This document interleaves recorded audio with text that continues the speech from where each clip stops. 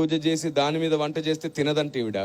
అదే నిజమైతే రైతు భూమి పూజ చేసే వరి పండిస్తున్నప్పుడు నువ్వేం తినకూడదు? మరి తినేస్తున్నావే. షాపుల్లోంచి నువ్వు బ్యాగులు తీసుకొచ్చినప్పుడు దాని మీద ఎవరి ఫోటోలు ఉంటున్నాయి? వారి ఇష్టదైవం ఫోటోలే ఉంటున్నాయి. మరి ఎలా తెచ్చుకుంటున్నావు? ఉదయం నువ్వు షాపుకి వెళ్ళి 1 కేజీ షుగర్ కావాలని అంటే ఫస్ట్ వాళ్ళు షాప్ తెరిచి ఏం చేస్తారు?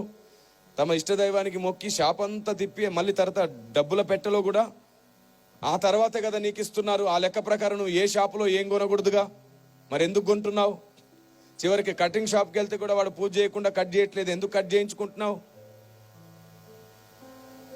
ఇలాగే ఆలోచిస్తూ పోతే నువ్వు బస్సు ఎక్కావు. బస్సు ఎక్కగానే ఖచ్చితంగా అతను ఏం చేస్తాడు? ఓ అగరొత్తి వెలిగించి పూజ చేసుకుంటాడు. ఆ తర్వాత బస్ స్టార్ట్ చేస్తాడు. ఆ లెక్క ప్రకారం నువ్వేం ఎక్కకూడదు. ట్రైన్ని ఎవరో ఒక కేంద్ర మంత్రి వచ్చి పూజ చేసి ప్రారంభిస్తాడు ఆట. అలాగైతే నువ్వేం ఎక్కకూడదు. ఇలా ఆలోచిస్తే నువ్వు వేసుకున్న బట్టలు ఏదో ఒక షాప్లో పూజ చేసినాక అమ్మారు. అప్పుడు నువ్వేం వేసుకోకూడదు. చూసారా?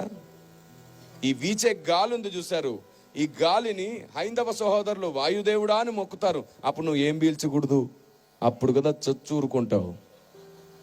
బుద్ధి లేని లాజిక్లన్నీ పెట్టి క్రైస్తవ్యాన్ని ఇంకా వ్యతిరేకంగా శత్రువులుగా మార్చేస్తారా? సువార్తకి ఇంకా ఆటంకంగా నిలబడతారా? ఇలాగ ఆలోచిస్తే మీకు తెలుసా, మీరు వేసుకునే చెప్పులు, మనం వాడే ఫోన్, చివరికి నా చేతిలో ఉన్న మైక్, ఇక్కడ ఉన్న బాక్స్, ఇక్కడ ఉన్నటువంటి వాయిద్యాలు, మీరు వేసుకున్న కళ్ళజోళ్ళు, మీరు కూర్చున్న కుర్చీలు, అన్నీ ఆయా షాపుల్లో ఆయా డీలర్స్, చివరికి కార్లు కూడా వాళ్ళు పూజ చేసి వాళ్ళ షోరూంలో అమ్ముతున్నారు. ఆ లెక్క ప్రకారంగా మనం ఏ వస్తువు కొనలేంగా. ఇంకా మీకు బాగా ఇష్టమైన వస్తువు గురించి చెప్పనా? బంగారం. ఏ మార్వాడి అయినా పూజ చేయకుండా బంగారం తయారు చేస్తాడా?